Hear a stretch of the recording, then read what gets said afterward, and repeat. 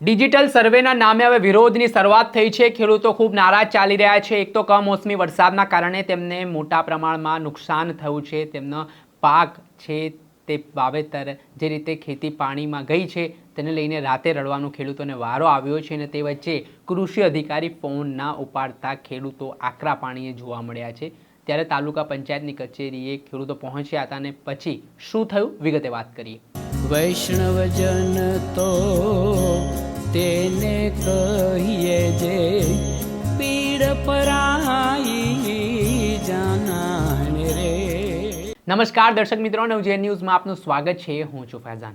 અમરેલી જિલ્લાના સાવરકુંડલાના ખેડૂતો સહિત સમગ્ર ગુજરાતના અલગ અલગ જિલ્લાઓમાં જે કમોસમી વરસાદના કારણે ભારે તારાજી સર્જાઈ છે। ખેડૂતોને મોટા પ્રમાણમાં નુકસાનીનો સામનો કરવો પડ્યો છે, કેમ કે હાલ રવિ પાકની સિઝન છે, જેમાં સોયાબીન, મગફળી, કપાસ જેવા પાકનું વાવેતર છે તે ખેડૂતો કરતા હોય છે, પરંતુ જે નુકસાનીનો સામનો હાલ ખેડૂતોને કરવો પડે છે કમોસમી વરસાદને લઈને, તેના કારણે જગતનો તાત ખૂબ ચિંતિત છે। અને ઉપરથી સરકારે કૃષિ મંત્રીએ થોડા દિવસ પહેલાં સહાયની જાહેરાત કરી, પણ ડિજિટલ સર્વેની વાત સામે આવી છે, તેના કારણે ખેડૂતો પણ અકળાયા છે। કેટલીક બાબતોને લઈને ખેડૂતો પોતાનો વિરોધ વ્યક્ત કરી રહ્યા છે, નારાજગી દર્શાવી રહ્યા છે અને આના જ પગલે ખેડૂતો છે તેઓએ કૃષિ વિભાગના અધિકારીને ફોન કર્યો, પણ કૃષિ વિભાગના અધિકારીએ ફોન ના ઉપાડતા રાજુલાના ખેડૂતો છે તે તાલુકા પંચાયતની કચેરીએ પહોંચ્યા હતા અને ત્યારબાદ તેમણે ઉગ્ર રજૂઆત પણ કરી હતી અને દ્રશ્ય પણ સામે આવ્યા છે કે જ્યાં ખેડૂતો ડિજિટલ સર્વે સામે પોતાનો વિરોધ નોંધાવી રહ્યા છે અને કહી રહ્યા છે કે જે ખેડૂતોને જે કેટલીક સમજણ નથી પડતી, કેટલીક મુશ્કેલીઓ ડિજિટલ સર્વેમાં પડે છે, તે બાબતે યોગ્ય રસ્તો કાઢવામાં આવે। પહેલાં તો આ મામલે જે ખેડૂત આગેવાન છે તે શું કહી રહ્યા છે, જે આ દ્રશ્ય સામે આવ્યા છે તેઓ ફોન પર કૃષિ વિભાગના અધિકારીને શું કહી રહ્યા છે તેમને પણ સાંભળો। હું બીજું કાંઈ નથી કહેતો, અમે તો બધા નોર્મલ માણસો ખેડૂતો છીએ। ગાંધી સિંચા માર્ગે ખાલી રજૂઆત કરતા હોય।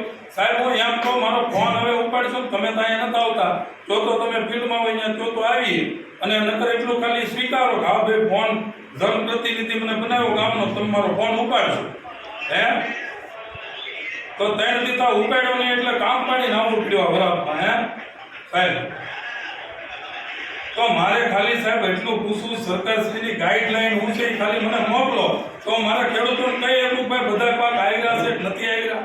પરિપત્રમાં કપાસ, મગફળી, ખરીફ ડુંગળી નકર ઓળી ગણશે રવિ પાકમાં ડુંગળી ઘણા વાવી છે એમ હે હા સાહેબ હા। અને માંડવી તણાયકી વાડીએ કોકે થોડી 5% ખેડૂતોએ કાઢી પણ ઢગલા ઘેર નહોતા લાવી ગયા।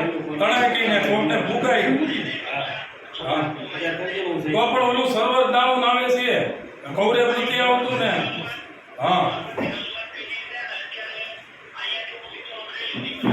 100% નુકસાન છે સાહેબ બધા ખેડૂતોને 100%। કોઈ ખેડૂત બાકી નથી। આવી હોનાર તો 100 વર્ષમાં નથી। મારા બાપા જીવે છે 90 વર્ષના, ઈ કે બટા મહેનત મેળવી મારી જિંદગીમાં હે હા